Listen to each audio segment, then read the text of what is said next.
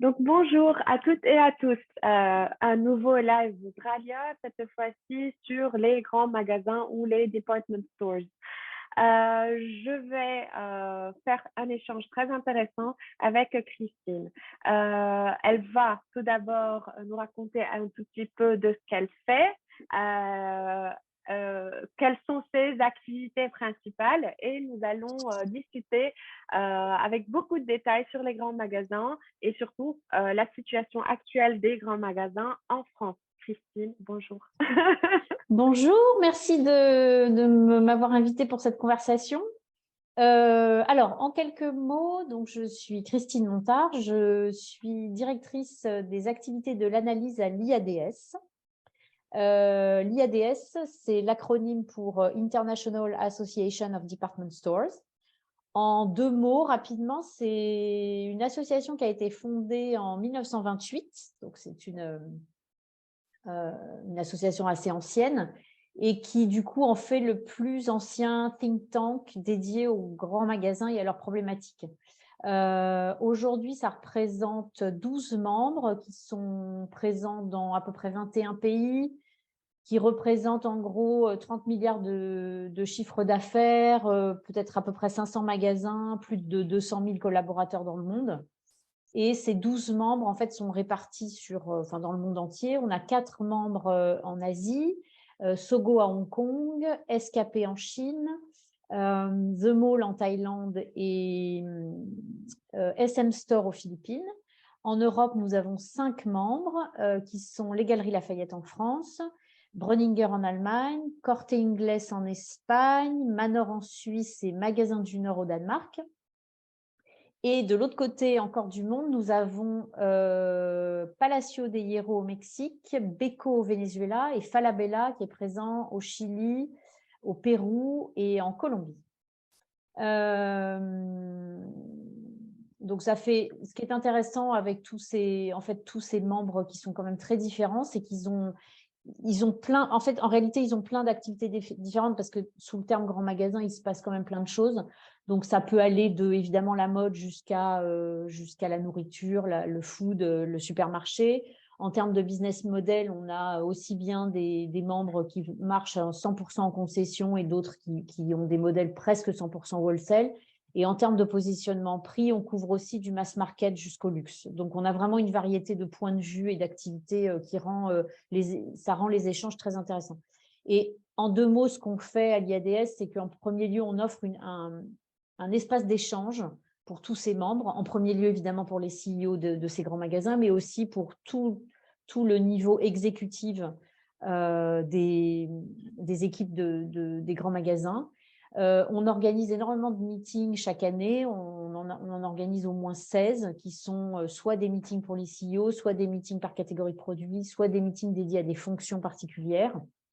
Donc, ça peut aller de women's fashion jusqu'à réunir les DRH ou réunir les directions marketing. Et l'idée, c'est que c'est vraiment une place pour eux pour échanger, pour se renseigner sur ce que font les autres. C'est un lieu d'échange qui est très intéressant pour eux. On a aussi une grosse partie de notre activité qui est dédiée à répondre en one-to-one aux requêtes que les grands magasins peuvent avoir. Là encore, c'est très, très varié. Ça peut aller de conseils sur comment onboarder certaines marques, vraiment des conseils très merchandising, jusqu'à, voilà, on va implémenter SAP. Est-ce que quelqu'un est déjà passé par là? Donc, nous, évidemment, on n'a pas forcément cette expertise, hein, on est des généralistes, mais on va savoir qui mettre en contact avec qui, de manière à fournir un service intéressant à nos membres. On a aussi plein d'autres activités aussi. On a un portail avec des news qui sont updatées quotidiennement sur tout ce qui se passe en retail dans le monde. On produit aussi des recherches. On produit des white papers chaque année sur des sujets différents. Cette année, ce sera sur ce que font les grands magasins en termes de sustainability. Voilà en très gros et rapidement ce qu'on fait à l'IADS. Et donc, moi, je m'occupe des activités et de l'analyse. D'accord. Merci pour cette introduction. Certes, quand tu présentes déjà ce qu'on fait et la géographie sur laquelle s'étalent les activités de l'IADS, c'est intéressant de dire que, waouh, oui, c'est intéressant de regarder à quel point différents grands magasins et leur positionnement peuvent avoir des pratiques intéressantes. Et dans un deuxième temps, ce que je vois, c'est également cet échange inter et intraculturel qui ne va cesser d'enrichir nos pratiques et de nos façons de penser et de revoir le retail.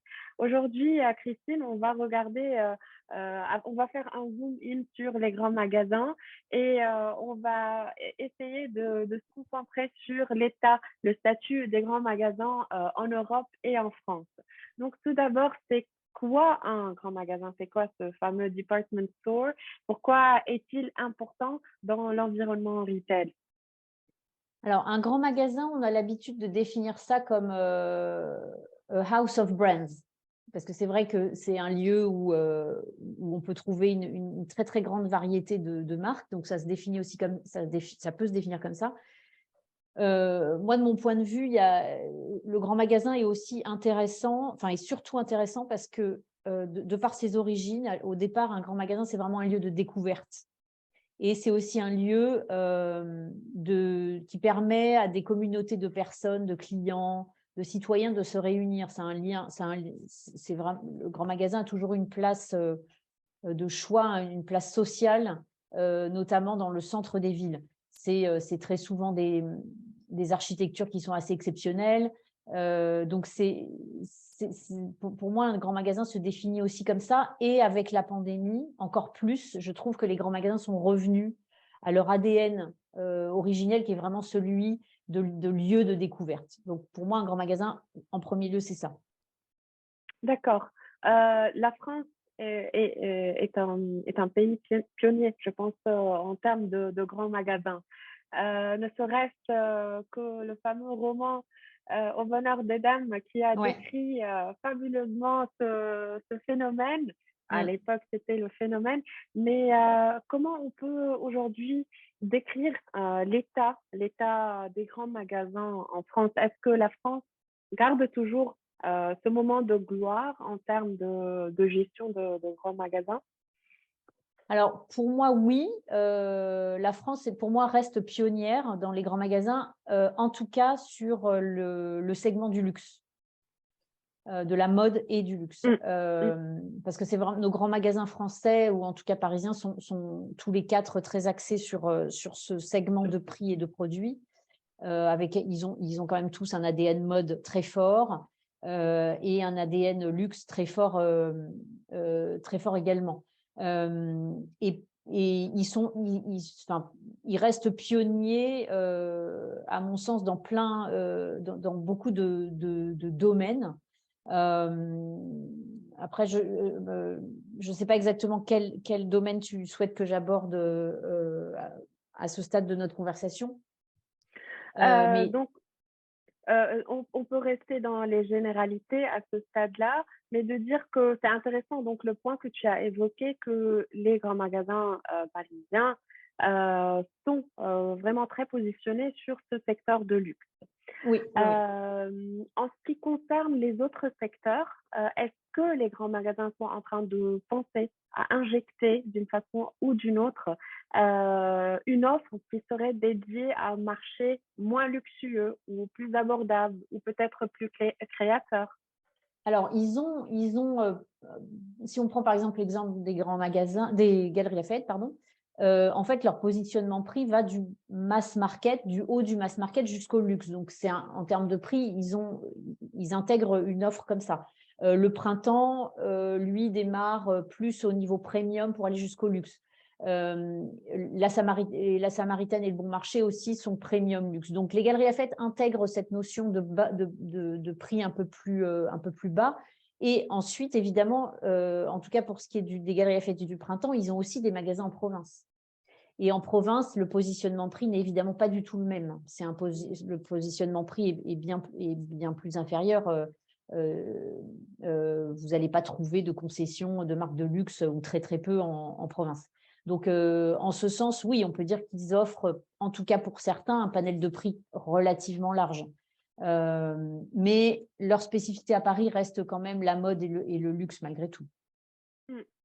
On voit de plus en plus de grands magasins repenser le point de vente physique en intégrant des activités ou en redynamisant leurs espaces, en ajoutant des pop-up stores ou en faisant rentrer des artistes, des expos artistiques, etc.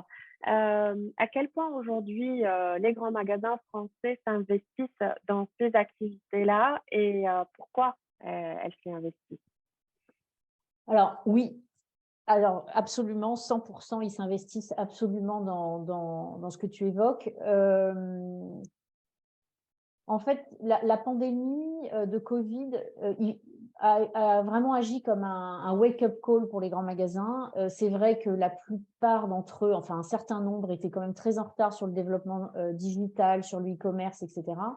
Donc, d'un côté, ils ont dû développer leur capacité digitale, mais vraiment presque en 24 heures pour s'adapter à la fermeture des magasins.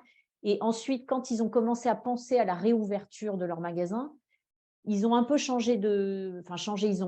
ont évolué très, très vite et ils ont développé énormément d'expériences, de services, parce que évidemment, quand on pensait, post-confinement à la réouverture des magasins, il fallait quand même que le déplacement dans un magasin en vaille la peine pour les clients, dans un contexte de pandémie. Donc, oui, ils ont développé énormément de choses. Alors, ça avait déjà commencé avant le covid, hein, quand même. Par exemple, on peut évoquer les Galeries Lafayette qui, à Noël, je ne sais plus, c'était 2019 ou 2018, avaient installé une patinoire sur le toit du magasin d'Haussmann. En termes d'expérience et de service, c'est quand même quelque chose de nature à attirer une clientèle, évidemment, à générer du trafic et aussi l'idée derrière toutes ces initiatives, c'est aussi de créer des moments mémorables pour les clients. Mmh. Je crois que c'est Victor Radice qui disait Don't sell products, sell memories. Parce que ça a un côté plus important pour vraiment capter l'attention de la clientèle. Donc, tout ce développement d'expérience avait déjà commencé avec le Covid, mais comme on le sait, le Covid a été quand même un accélérateur pour plein de choses, dont les Mmh. expériences. Donc, par exemple, les Galeries Lafayette, ils avaient donc ouvert cette patinoire pour Noël. Ils ont, depuis, dans cet ordre d'idées, ils ont, à Noël dernier, ils avaient au 4e étage du magasin dédié une surface assez grande à une roller skate room. On aurait dit une espèce de boîte de nuit un peu où les gens pouvaient faire du roller et prendre des cours. Ils ont aussi, au printemps dernier, devant le magasin Homme, installé une énorme piste de skateboard où ils offraient des cours gratuits, etc. Donc ça, c'est vraiment une notion d'expérience et de service qui est vraiment super intéressante. Il y a plein d'autres initiatives, hein, en termes dans cette idée. Il y a le printemps aussi qui a ouvert un grand pop-up store dans le magasin Homme avec le vieux campeur. Et ils ont installé un grand mur d'escalade de 4 mètres. Et donc, vous avez des gens du staff du vieux campeur qui vous prêtent des chaussures, qui vous apprend à faire Mmh. de la varap, de l'escalade. Voilà, ça, c'est vraiment des initiatives qui sont ultra intéressantes, qui génèrent du trafic et qui rendent la visite dans un grand magasin mémorable et différenciante par rapport à ce que peuvent faire d'autres retailers, hein. Mmh. Il y a aussi Et ça plein s'appuie de… également sur cette variable sociale, comme tu l'avais évoqué Absolument, au tout absolument, début. Ouais, ouais. absolument. Mmh. Il y a aussi une piste qui est très intéressante et qui s'est beaucoup développée aussi post-Covid. Là encore, hein, ça existait déjà avant, hein, mais c'est la restauration dans les grands magasins. Mmh. Il y a encore quelques années, enfin je ne sais pas, peut-être 10-15 ans, en fait, on ouvrait des succursales de restaurants existants dans les grands magasins. Il y en a encore, hein, par exemple la Durée, des choses comme ça. Mais ce qui se développe de plus en plus et ce qui s'est accéléré après le Covid, c'est l'ouverture de concepts de restauration qui sont exclusifs aux grands magasins. Il y a des exemples partout, hein. Selfridges fait ça très bien. Par exemple, à Londres, ils ont ouvert un restaurant avec Dior l'été dernier. Ils ont ouvert un café avec Fendi. Les Galeries Lafayette, ils ont ouvert un restaurant avec les chefs étoilés, les frères Pourcel, il y a quelques mois. Encore plus récemment, là, ils viennent d'ouvrir au premier étage du Lafayette Gourmet plein de nouveaux concepts de restaurants avec des chefs, avec le chef Maurice Sacco, par exemple. Donc, on voit que la restauration, qui est à cheval entre l'expérience et le service, prend des parts de marché et de la surface sur la vente de produits. Mm. La Samaritaine aussi, quand ils ont réouvert il y a un peu plus d'un an, ils ont quand même, dans la Samaritaine en elle-même, je ne parle même pas de la partie hôtel Cheval Blanc, ils ont ouvert 12 points de restauration dans le magasin, qui est quand même pas, le magasin n'est pas immense quand on compare aux Galeries Lafayette, par exemple. Donc, c'est aussi une piste supplémentaire que les grands magasins explorent et qui fonctionne très, très bien. D'accord. Intéressant et également de dire que si on dédie à un moment donné plus d'espace à une expérience, à un service plutôt qu'un produit ou dédié à la consommation, on pense également que les grands magasins pourraient peut-être renvoyer les consommateurs vers un autre outil, vers un autre point de contact sur lequel ils pourraient effectuer leurs achats. Donc, est-ce que les grands magasins s'investissent de plus en plus dans leur site web e-commerce transactionnel pour compenser ces espaces qui sont en train d'être remplacés par la restauration ou l'expérience? Oui, de toute façon, donc comme je le disais, ils ont été obligés de considérablement augmenter leur capacité en termes digital, en termes de e-commerce, donc évidemment avec toutes les implications que ça peut avoir en termes de supply chain, etc. Donc tout ce qui est omnicanalité dans les grands magasins, c'est énormément développé. Alors, il y a le e-commerce d'un côté, évidemment, les capacités de leur site internet.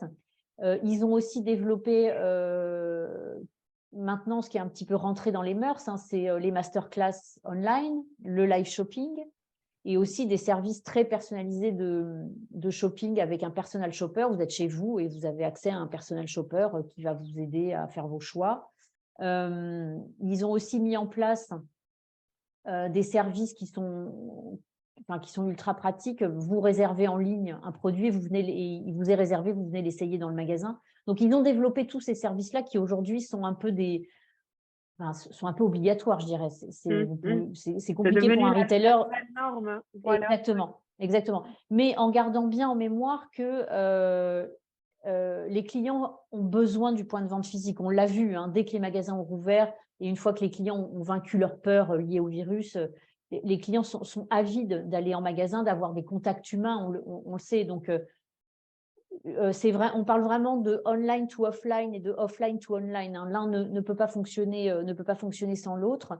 Et il y a aussi, en termes d'omnicanalité, il y a aussi d'autres initiatives qui voient le jour. Là, très récemment, je crois que c'est cette semaine, le printemps, ils ont ouvert au 4e étage du magasin Femmes un espace qu'ils appellent le studio, je crois. Et en fait, c'est un espace média qui a pour vocation en fait de un peu professionnaliser tout ce qui va être live shopping. Donc, ils ont sélectionné du matériel très, très haut de gamme, etc. Donc, ils vont pouvoir continuer tout ce qui est live shopping de manière très qualitative. Ils vont pouvoir utiliser aussi ce studio pour capter de la clientèle à l'international. Et je pense qu'ils vont relier aussi ça au magasin qu'ils ouvrent à Doha dans quelques mois. Parce qu'ils avaient bien annoncé que le magasin de Doha serait très connecté au magasin d'Haussmann, comme une espèce de passerelle vers le flagship store, ce qui est assez intéressant aussi. Mais ça va leur permettre aussi, en termes de multimédia, ils vont organiser des meet-up, il y aura des podcasts. Donc, ils vont aussi créer du contenu avec les marques partenaires.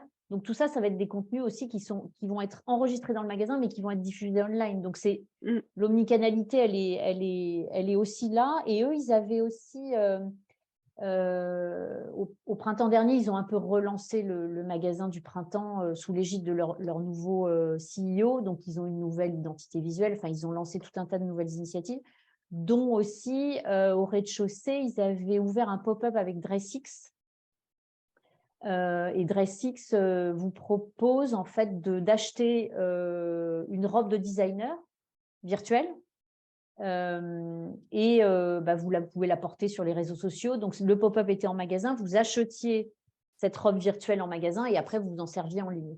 Et ils ont annoncé aussi, alors oui, ça c'est sûr, c'est cette semaine qu'ils l'ont annoncé, ils ont lancé leur première collection de vêtements virtuels.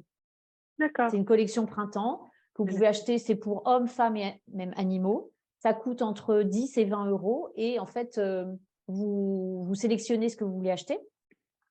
Vous envoyez votre photo au printemps. Le printemps va ajuster vos choix vestimentaires sur votre corps Sur réel. mesure. Voilà, une espèce de sur-mesure virtuelle.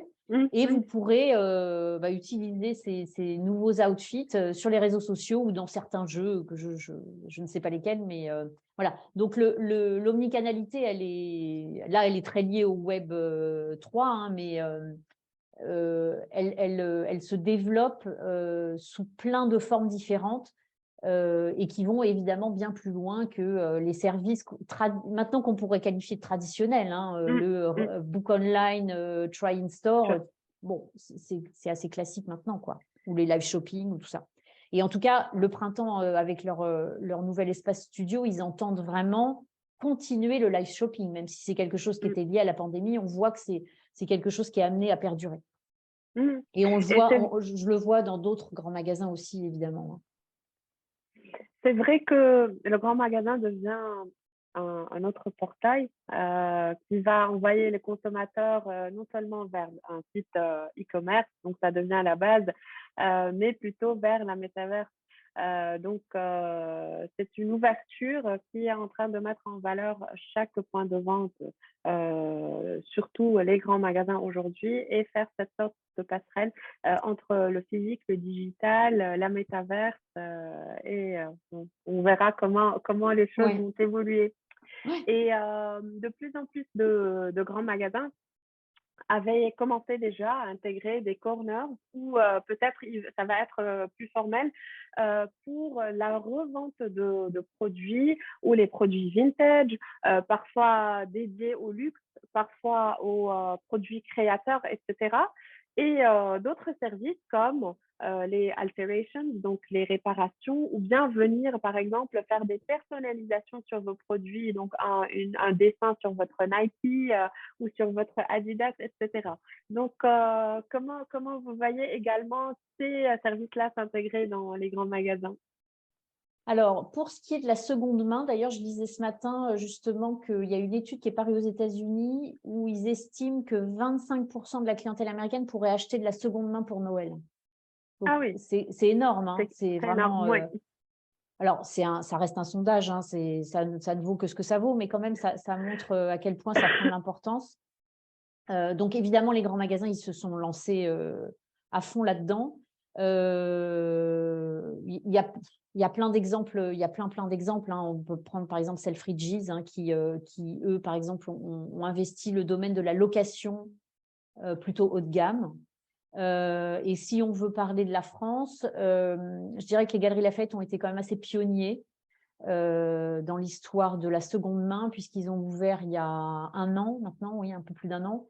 500 mètres carrés au 3e étage du magasin Femmes, c'est quand même beaucoup, hein, 500 mètres carrés, qui est dédié à la seconde main et à des labels de mode qui sont éco-responsables. Mais la plupart, c'est quand même de la seconde main et ça va de l'access price jusqu'au luxe. Donc ça aussi, c'est intéressant parce que ça donne une ouverture sur la seconde main qui est très large et qui peut concerner tous les publics.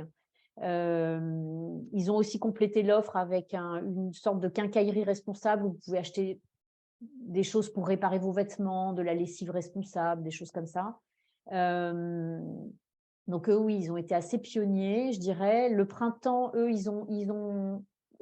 c'est intéressant de voir comment chaque grand magasin répond à cette problématique de seconde main.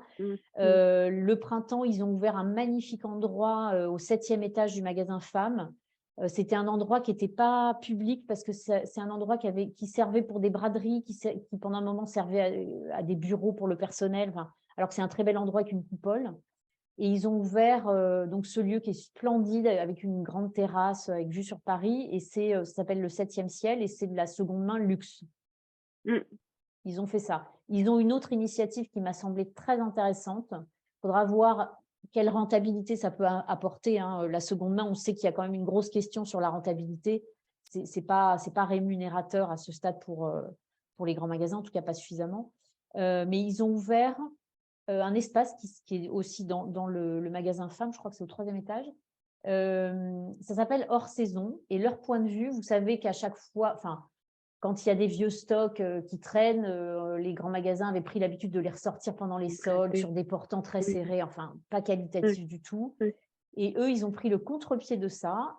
Tous leurs anciens stocks de marques premium et luxe qu'ils achètent en ferme, en fait, cet espace est dédié à ces stocks des saisons précédentes. Simplement, le display est super qualitatif. Vraiment, c'est un display très luxueux. L'espace est très agréable. Tout est organisé par couleur. C'est vraiment super. Et vous pouvez acheter donc des saisons précédentes jusqu'à, je crois que ça va jusqu'à moins 60% ou moins 70%. Et ça valorise ces surstocks. Et vous avez envie d'acheter autant ces produits-là que les produits de la saison, parce qu'ils sont super valorisés dans l'espace dans lequel ils sont intégrés. Donc ça, c'est des réponses qu'ils ont apportées qui me semblent, moi, assez intéressantes et qui montrent à quel point on peut, oui, offrir des tas de variétés de réponses pour ce qui est de la seconde main, ou en tout cas d'avoir des offres produits un peu plus responsables.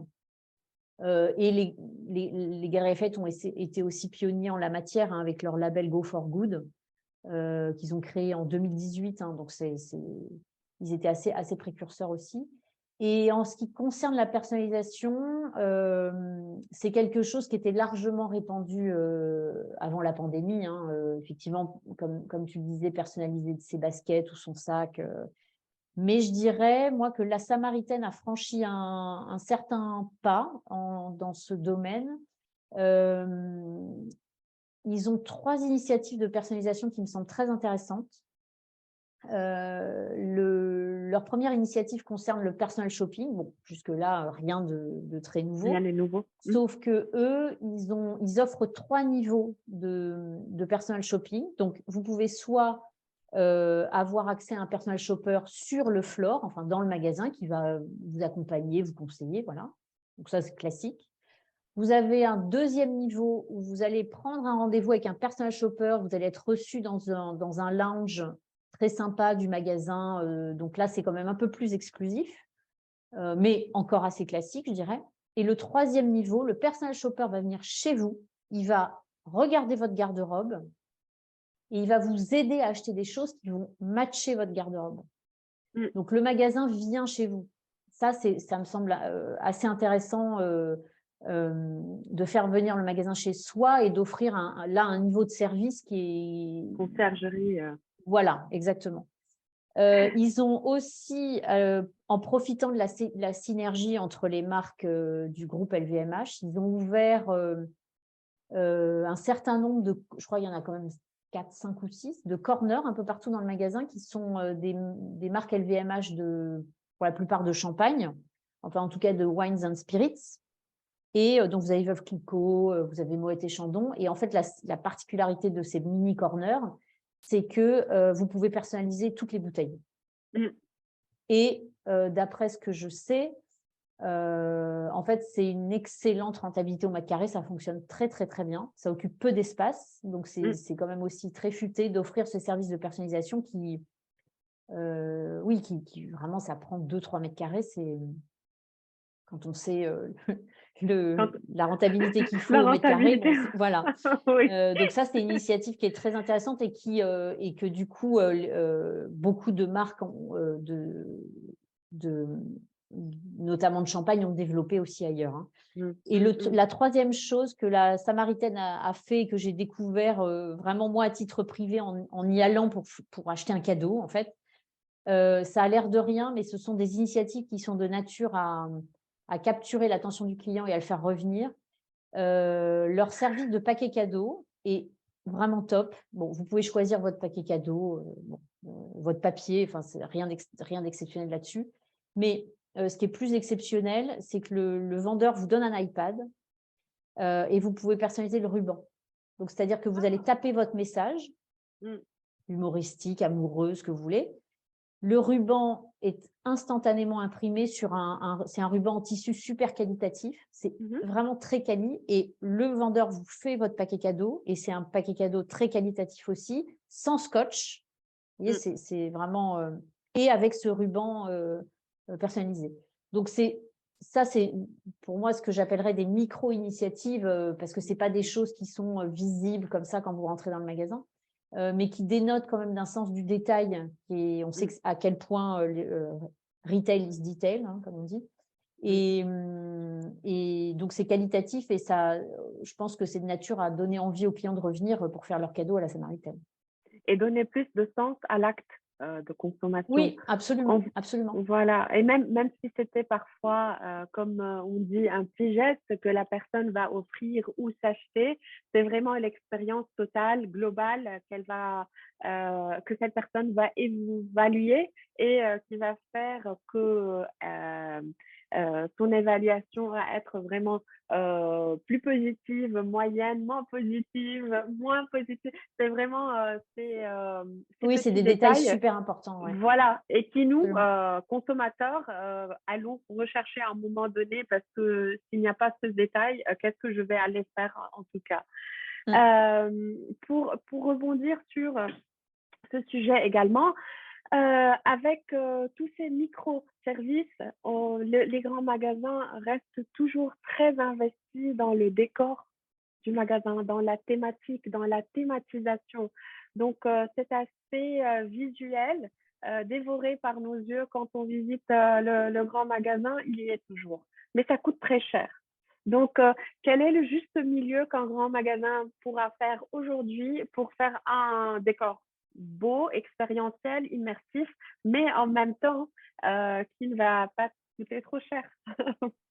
Alors, la plupart des grands, enfin, en tout cas, les grands magasins parisiens peuvent déjà s'appuyer sur leur architecture qui est magnifique.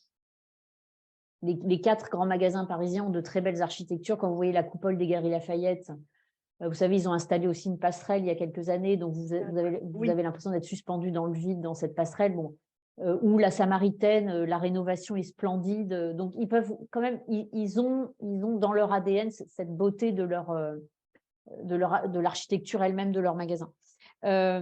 Ensuite, ils s'appuient aussi beaucoup sur les marques, les grands magasins. Ils collaborent énormément avec les marques pour créer des pop-up stores, des espaces expérientiels. Donc, évidemment, c'est une manière de mutualiser les coûts aussi, hein.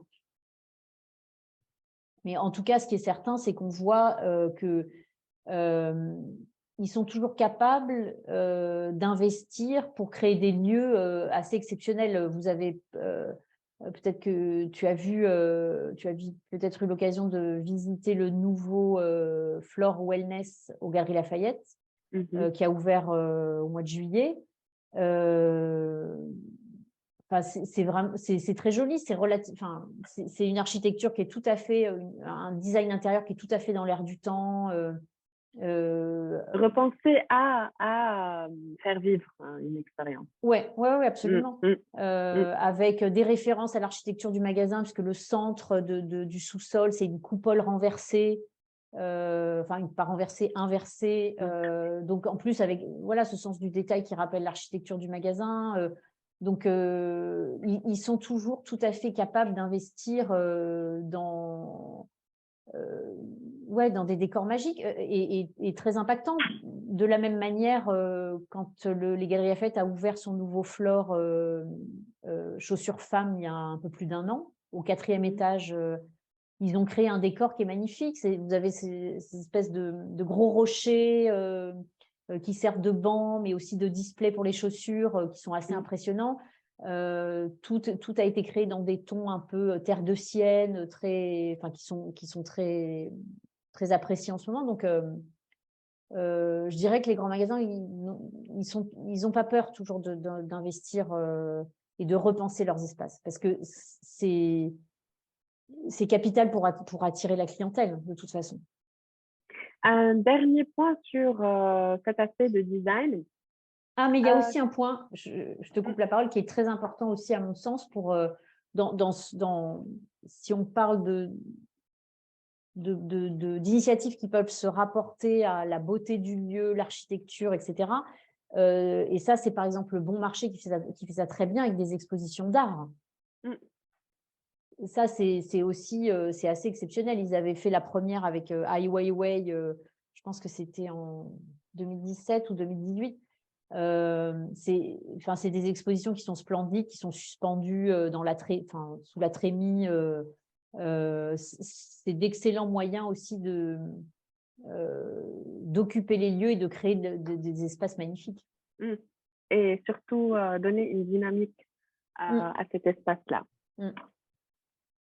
Et d'ailleurs, le Bon Marché a lancé quelque chose, alors là, qui est vraiment aussi sans précédent, je dirais. Depuis le mois de septembre à décembre, il y a une pièce de théâtre qui a lieu dans le magasin. Donc justement basée sur le bonheur des dames, qui a lieu tous les vendredis soirs et les samedis soirs. Donc ça permet aussi, ce genre d'initiative, on voit à quel point les grands magasins évoluent, parce que les clients vont être là pendant 2 heures, de 20h à 22h, dans un magasin où ils ne pourront rien acheter. Théâtre immersif. Voilà, théâtre voilà, immersif. Oui. Ils vont se déplacer partout dans le magasin autour de l'histoire du bonheur des dames. C'est quand même pas donné parce que c'est 75 € la place et ils sont pratiquement sold out. Donc, c'est incroyable de voir aussi à quel point les grands magasins peuvent se réinventer et créer d'autres activités. Oui, absolument. Moyen de faire un cash-in. Donc, Christine, pour rebondir sur le sujet de design, une dernière question. On voit de plus en plus de grands magasins repenser leur décor en fonction de l'emplacement dans lequel ils vont venir ouvrir ou peut-être rénover.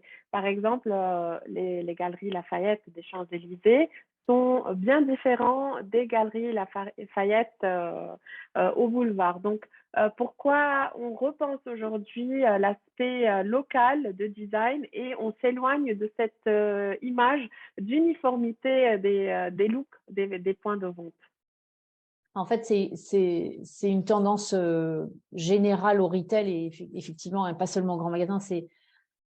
On a passé pas mal d'années où on voulait que le retail, tous les points de vente soient partout les mêmes dans le monde, que ce soit complètement uniformisé, que l'expérience soit exactement la même visuellement parlant. Et en fait, on s'est rendu compte et la pandémie a accéléré ça aussi, qu'il fallait qu'un magasin, que ce soit un grand magasin ou autre, hein, s'inscrive vraiment dans l'univers local et respecte ce qui est local. Par exemple, alors rien à voir avec les grands magasins français, mais Palacio de Hierro au Mexique, c'est typiquement un retailer qui depuis toujours s'inscrit dans sa communauté locale. C'est-à-dire qu'ils vont construire, quand ils ouvrent un grand magasin, quand ils en construisent un nouveau, ils vont construire avec le matériau local de la ville, ils vont développer une architecture qui va s'intégrer. Donc, eux, c'est inscrit vraiment dans l'ADN de leur grand magasin, mais on voit effectivement que de plus en plus, les magasins veulent s'inscrire dans la communauté locale, que ce soit la communauté de clients ou l'environnement local. Mais en parallèle, il y a quand même aussi pas mal de grands magasins partout dans le monde qui ouvrent des bâtiments complètement spectaculaires, à l'inverse. Oui. Par exemple, Selfridges à Birmingham ou c'est Galleria à Séoul. Le magasin, on dirait une espèce d'énorme rocher. Donc, il y a les deux tendances qui coexistent en termes d'architecture, je dirais. Mais en tout cas, toujours faire en sorte de plaire et d'attirer au maximum de clients. Sur cet aspect… Après, il y a aussi, juste pour rebondir là-dessus, un moyen aussi qui se développe pour être vraiment ancré dans la communauté locale. Et là encore, c'est Palacio de Hierro me semble un formidable exemple. Eux, par exemple, s'ils ouvrent un spa dans un de leurs magasins, ils ne vont pas ouvrir avec Chanel, par exemple, mais ils vont aller chercher l'institut de beauté local qui a la meilleure réputation de la ville et ils vont le faire venir dans le grand magasin. C'est un autre point de vue sur les services en fait. Et ils vont faire ça pour tout, hein, pour le barbier, pour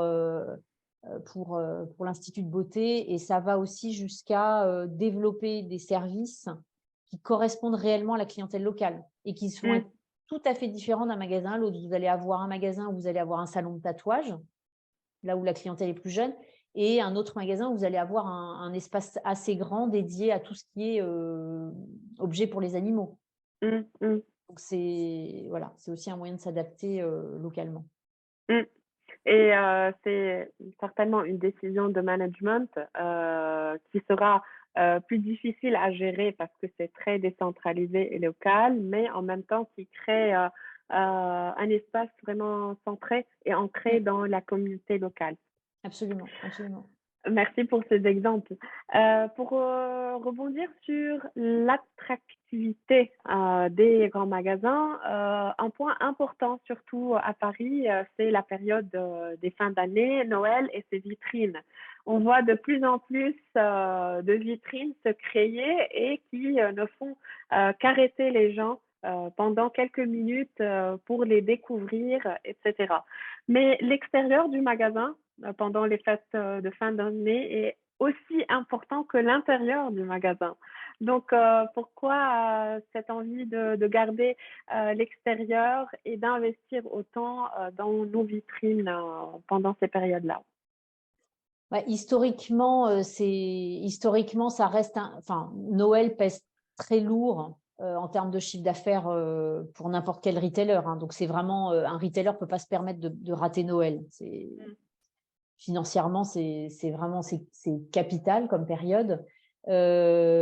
Historiquement, c'est aussi un moment, enfin, c'est la fête, c'est une fête pour les enfants. Donc, faire venir, enfin, ça reste un moyen idéal de générer du trafic parce qu'on vient en famille, on vient avec ses enfants pour regarder les vitrines et tant qu'on est là, ben, on rentre dans le magasin et la magie continue à opérer une fois qu'on est entré dans le magasin. Après, cette année, il y a quand même deux facteurs qui viennent s'ajouter à ça. Enfin, je dirais même trois. Il y a les questions de sustainability, Mmh. où quand même tout le monde se pose la question de combien ça, enfin, l'impact environnemental des lumières, de la production de décors, etc. Il y a la crise énergétique. Mmh. Qui n'est Euh, pas négligeable. qui n'est vraiment pas neutre, hein, on parle de dépenses d'énergie qui sont multipliées Mmh. par 3, par 4 ou par 5 un minimum, hein, Mmh. donc Mmh. ça a un impact financier colossal à l'échelle d'entreprise aussi grande. Et l'inflation aussi, qui évidemment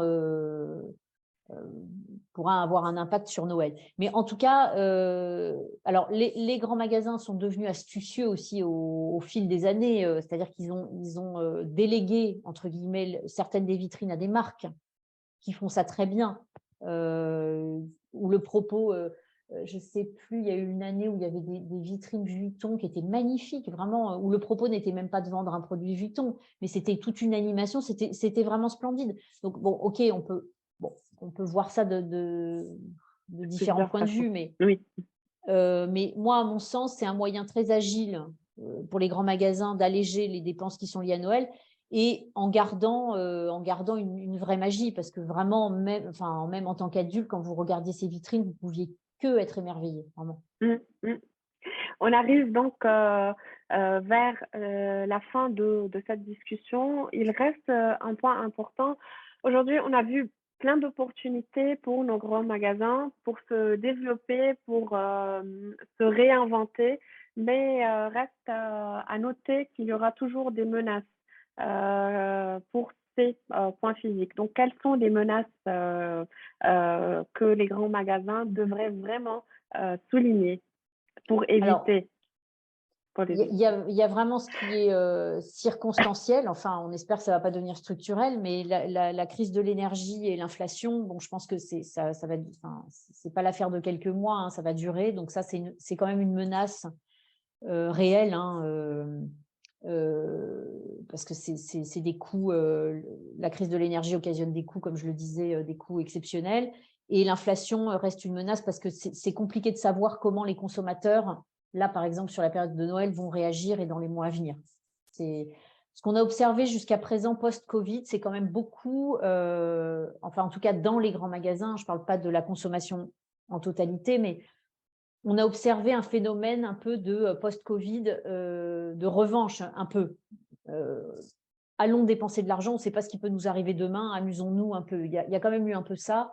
Et par exemple, en France, les analyses là, sur la consommation du mois d'août ont montré une très légère augmentation, la consommation mode uniquement, une très légère augmentation qui était de 1% par rapport à l'année dernière sur l'ensemble de la consommation mode, mais dans les grands magasins qui était de plus 13%. Donc, on voit que tout ce que les grands magasins ont développé, ça a porté ses fruits et on voit que les clients ont consommé, avaient envie de consommer. Pas seulement français, il y a eu beaucoup, le niveau du tourisme à Paris cet été était très, très élevé, bien qu'il n'y ait pas de clientèle chinoise. Ça m'amène justement à la clientèle chinoise pour des grands magasins type Galeries Lafayette ou Samaritaine, enfin même tous à Paris. La date de retour de la clientèle chinoise reste une question. Alors, c'est intéressant de voir que, par exemple, pour les Galeries Lafayette, il y a eu tellement de touristes européens, américains et moyen-orientaux cet été que ça a pratiquement compensé. Pratiquement. Et aussi de la clientèle locale qui est venue, qui est revenue en masse, parce que aussi ça montre l'agilité du grand magasin en général. Ils ont réagi extrêmement vite. Parce que tout d'un coup, par exemple, les Galeries Lafayette, ils n'ont plus eu de Chinois. Il a fallu qu'ils réajustent leur offre produit. S'ils voulaient attirer la clientèle locale, il fallait des produits capables de les attirer, des expériences comme on l'a évoqué, des services, etc. Mais quand même, cette question de la clientèle chinoise reste en suspens parce qu'on sait à quel point elle pèse lourd. Et pour des grands magasins comme la Samaritaine, ça a quand même été… c'est DFS qui est derrière, donc c'est un grand magasin qui a quand même été conçu pour la clientèle chinoise, donc ça reste une question pour eux, même s'ils s'en sortent pas si mal, mais bon, voilà. Il y a aussi quelque chose qui est important pour les grands magasins, c'est que si on pense à leur définition qui peut être House of Brands, il y a quand même beaucoup de marques qui valorisent de plus en plus et qui privilégient de plus en plus le modèle direct to consumer. C'est le cas, par exemple, de marques comme Nike et Adidas aussi, même si c'est dans une moindre mesure.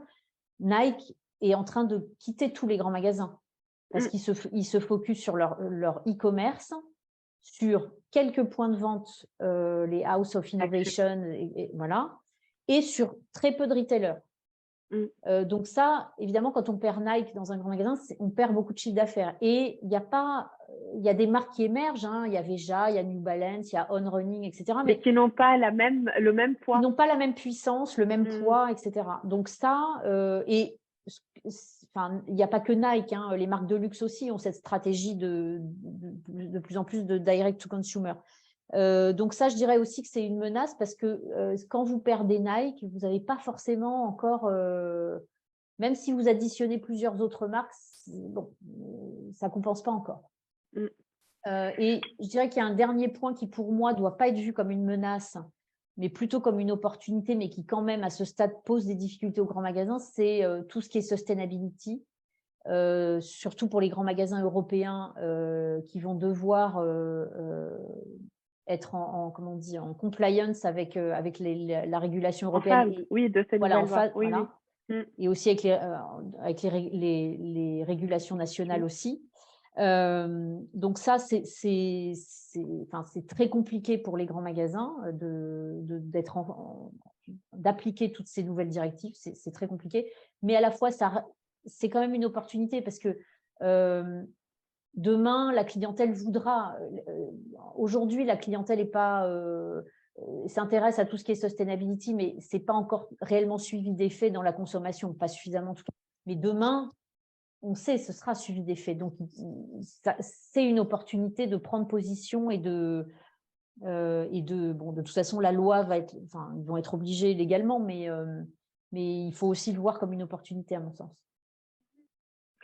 Un dernier mot ou conseil pour les personnes qui travaillent dans la direction ou la gestion des grands magasins. Je sais que c'est difficile, bien sûr, de donner conseil, ça pourrait être très difficile parce que personnel, mais parce que en plus ils sont, les personnes qui travaillent dans les grands magasins sont au cœur du sujet bien plus que moi.